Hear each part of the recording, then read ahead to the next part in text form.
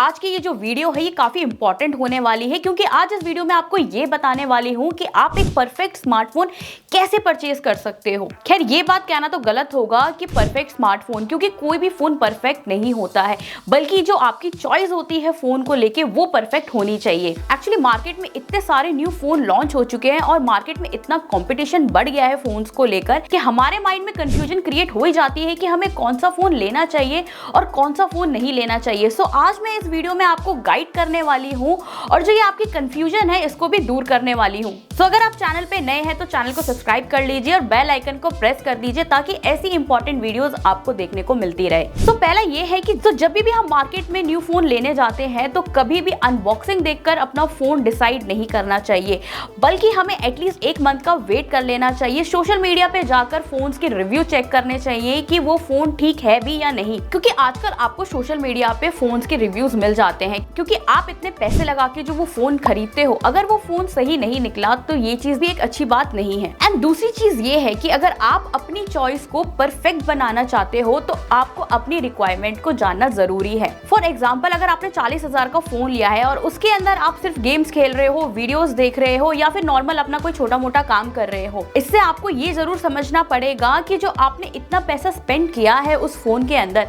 तो क्या वो सिर्फ आपने वीडियोस देखने के लिए किया है या फिर आपने गेम खेलने के लिए किया है। क्योंकि ये जो बेसिक काम है ये आप एक 15,000 वाले फोन में भी कर सकते हो। अगर आपको सिर्फ गेम्स ही खेलना है तो आपको मार्केट में 20,000 के फोन इजीली मिल जाएंगे। अगर आपकी रिक्वायरमेंट काफी हाई है तभी आप प्रीमियम फोन की तरफ प्रेफर करिए। अगर आपकी वो रिक्वायरमेंट नहीं है तो वो काम आप 15 से 20,000 के फोन में भी कर सकते हैं। सो बेसिकली आपको अपनी रिक्वायरमेंट जाननी होगी कि आपकी रिक्वायरमेंट क्या है फोन को लेकर। अब ये सवाल आता है कि हमें 4G फोन लेना चाहिए या 5G फोन लेना चाहिए। अगर आप 5G प्रेफर करते हैं तो उसमें आपको हाई इंटरनेट स्पीड मिलेगी। अगर आप 4G फोन प्रेफर कर रहे हैं तो तब भी आप 4G प्लस फोन प्रेफर करिए, ये भी आपको मार्केट में इजीली मिल जाएगा। बट अगर आज के टाइम पे देखा जाए तो आपको 11 से 12,000 के अंदर भी आपको 5G फोन मिल जाते हैं और इससे जो इंटरनेट स्पीड है वो भी आपको एक अच्छी मिल जाती है और इवन आप मार्केट में अपडेटेड भी रहते हैं। सो अगर हम बात करें फोन के सॉफ्टवेयर की, तो सॉफ्टवेयर एक बहुत बड़ा पैरामीटर है फोन्स का। जितना हार्डवेयर इंपॉर्टेंट रोल प्ले करता है फोन्स के अंदर, उतना ही सॉफ्टवेयर भी करता है। क्योंकि हार्डवेयर जितना भी वीक क्यों ना हो, सॉफ्टवेयर ऑप्टिमाइज होने के बाद वो फोन अच्छे से काम करेगा। आजकल इतने सारे फोन आ गए और हमें उनके अंदर एड्स और बॉटवेयर देखने को मिलता है और ऐसी बहुत सी कम कंपनी है जो एड्स और बॉटवेयर देती है फोन के अंदर। सो जब भी आप न्यू फोन परचेज करते हो तो उसके अंदर से बॉटवेयर्स को रिमूव कर दो। इवन सारी नोटिफिकेशंस को ऑफ करके लॉक स्क्रीन से ग्लैंस एंड पोस्टर्स को भी रिमूव कर दो। तो इससे ये होगा कि आप एक अच्छा जो सॉफ्टवेयर एक्सपीरियंस है एंड इवन जो स्पीड है वो भी काफी इंप्रूव हो जाएगी फोन की। अगर आपने 2 साल के लिए फोन परचेज किया है तो एटलीस्ट उसके अंदर 2 साल के लिए तो सॉफ्टवेयर अपडेट होना ही चाहिए। ऐसा नहीं होना चाहिए कि 1 साल में आपने एंड्रॉइड 13 देख लिया पर नेक्स्ट ईयर आपको एंड्रॉइड 14 मिले ही ना। अगर आप 2 साल के लिए फोन लेते हैं तो उसके अंदर 2 साल का अपडेट होना जरूरी है। अगर आपने 1 साल के लिए लिया है तो 1 साल का अपडेट होना जरूरी है। अगर आपने 3 साल के लिए भी लिया है तो उसके अंदर 3 साल के लिए सॉफ्टवेयर अपडेट होना जरूरी है और इससे ये होगा कि आप मार्केट में आउटडेटेड भी नहीं रहोगे। सो ये काफी एक इंपॉर्टेंट चीज है। जब आप फोन परचेज करने जाते हो तो इस चीज का जरूर ध्यान रखें। सो बैटरी भी एक इंपॉर्टेंट रोल प्ले करती है फोन के अंदर। सो आजकल हम इतने प्लेटफॉर्म पे स्ट्रीमिंग करते हैं, ट्रैवलिंग करते हैं, पूरे टाइम हम फोन पे बात करते रहते हैं, तो इसलिए भी हमें बैटरी भी हायर कैपेसिटी वाली चाहिए। सो इसलिए हमें 5000 mAh की बैटरी तो चाहिए, क्योंकि ये हमें हमारे बजट प्राइस में भी मिल रही है,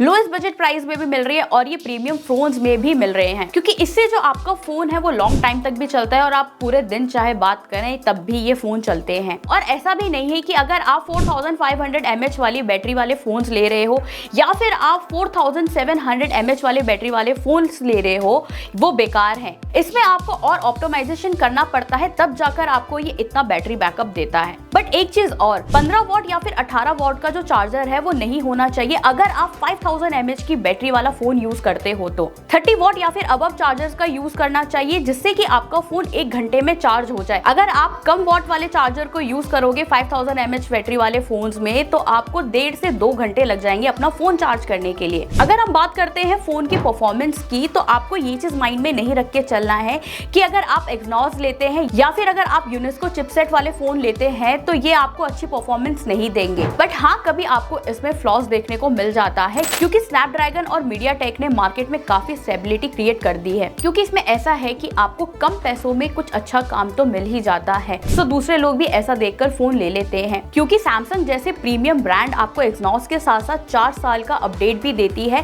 जो कि आपको और दूसरे फोन में नहीं दिखने को मिलता। सो ऐसा नहीं है कि आपको सिर्फ स्नैपड्रैगन या फिर मीडियाटेक वाले ही फोन्स लेने हैं, आप ये वाले चिपसेट वाले फोन्स भी ले सकते हैं। ये भी एक अच्छा काम करती है। इसमें आपको एक चीज और बता दूं कि आपको मिनिमम 5nm to 6nm का चिपसेट तो लेना जरूरी है ही, क्योंकि आजकल ये हमारे बजट प्राइस पे भी मिल जाते हैं। और ये जो 5nm और ये जो 6nm है, ये एक प्रोसेस है। ये जितना कम होगा उतना बेहतर आपको बैटरी मिलेगा और आपके फोन की जो परफॉर्मेंस है वो भी अच्छी रहेगी, और इवन जो आपके फोन की बैटरी लाइफ है वो भी अच्छी रहेगी। सो जब भी आप एक न्यू फोन परचेज करने जाओ तो इतना जरूर ध्यान में रखना कि उसके अंदर 6nm प्रोसेस तो जरूर होना चाहिए। अगर हम बात करें कैमरे की, तो कैमरे को भी लेकर एक मिसअंडरस्टैंडिंग है कि जितना ज्यादा मेगापिक्सल होगा उतनी अच्छी फोटोज आपकी क्लिक होंगी। सो जब भी हम ऑफलाइन फोन लेने जाते हैं या फिर ऑनलाइन फोन लेने जाते हैं तो हम 4 कैमरे देख के खुश हो जाते हैं, बट ऐसा नहीं होता, क्योंकि उसके अंदर के जो 2 सेंसर होते हैं वो यूजलेस होते हैं। सो आपको ये ध्यान जरूर रखना है कि कैमरे को लेकर आपकी रिक्वायरमेंट क्या है। अगर आपको बहुत अच्छी फोटोज क्लिक करनी है तो आप एक प्रीमियम फोन की तरफ जा सकते हैं, क्योंकि उसके अंदर आपको लेटेस्ट सेंसर्स तो मिल जाते हैं। और अगर हम बजट की बात करें तो आपको ये चीज जरूर ध्यान रखना है कि आपको कैमरे के अंदर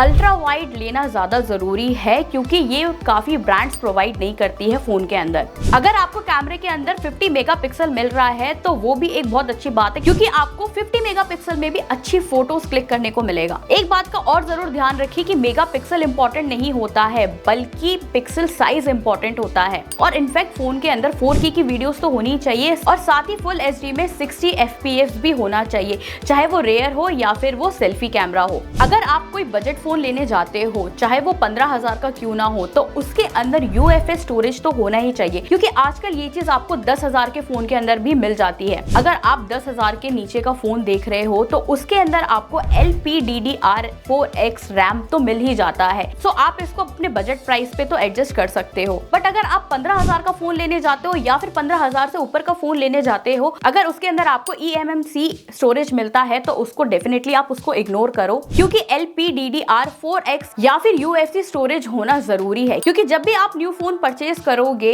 तभी आप वो फोन परचेज करिए, वरना आगे चलते आपका फोन हैंग भी होगा और लैग भी होगा। तो हमें हमेशा 128 GB वाला स्टोरेज फोन लेना चाहिए। सो आजकल हम इतने डाउनलोड्स करते हैं, सो वो चीज 64 GB में नहीं हो सकता है। सो जो 64 GB वाला जो स्टोरेज है आप उसको इग्नोर करो, क्योंकि आजकल ब्रांड्स ने 128 GB वाले स्टोरेज को बजट प्राइस में लॉन्च कर दिए हैं, तो आप डेफिनेटली उस फोन को भी कंसीडर कर सकते हो।